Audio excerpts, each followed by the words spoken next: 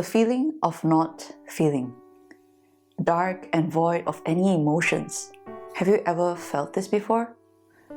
I have.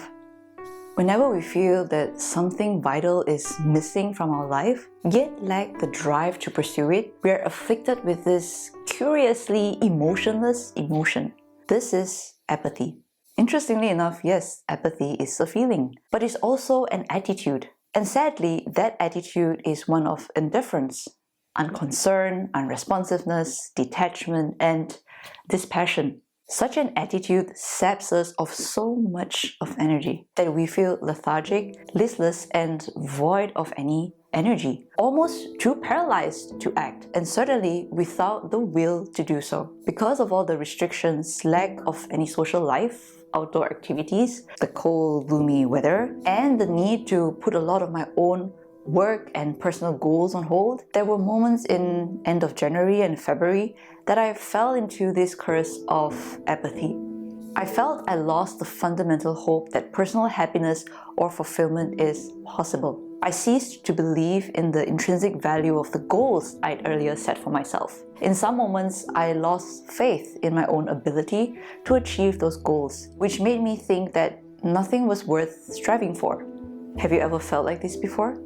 Oddly enough, I've come to learn that this feeling is something that at some point in our existence, many of us will encounter. Research shows that a problem with the area in the front of our brain that controls our emotions, goals, and behavior can cause apathy. It's often one of the first symptoms of Alzheimer's disease and other forms of dementia which damage the brain. Apathy can also be a symptom of other brain disorders, such as a brain injury from a strong hit to the head, depression, stroke, Parkinson's disease, schizophrenia, and Huntington's disease. What was really interesting to discover was that one can have it without having another medical condition. What helped me to break free from this feeling of apathy was to first ask myself this question: am I willing to make a commitment to myself to give this apathy the fight for its life, even though doing so feels like it will take a lot more energy and effort than I am now capable of?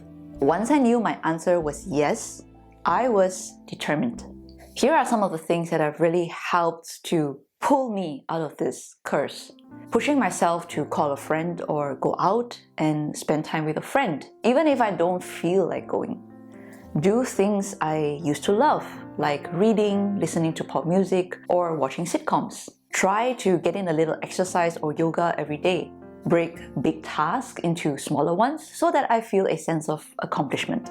Remember to reward myself in various little ways whenever I finish an activity. And lastly, and really importantly, seriously, I'm not joking, get plenty of sleep each night. Not enough sleep will screw with your mind tremendously. If you need extra support, it would be helpful to also consider joining a support group for people with apathy or see a mental health professional. What I've learned is that apathy can be overcome if we are determined to take back control of our life and emotions. My dear friends, if you're feeling this, please know that this too shall pass. Please don't lose hope. Sometimes when you're in a dark place, you think you've been buried, but you've actually been planted. With all my heart, I hope what I've shared here has helped to add a little ray of hope and optimism into your heart. Should you find my videos insightful and you'd like to further support my work, please do click the join button down below to find out how. Thank you so much for watching. I'm sending each of you lots of blessings and joy. See you in my next episode of Thrive with Trish.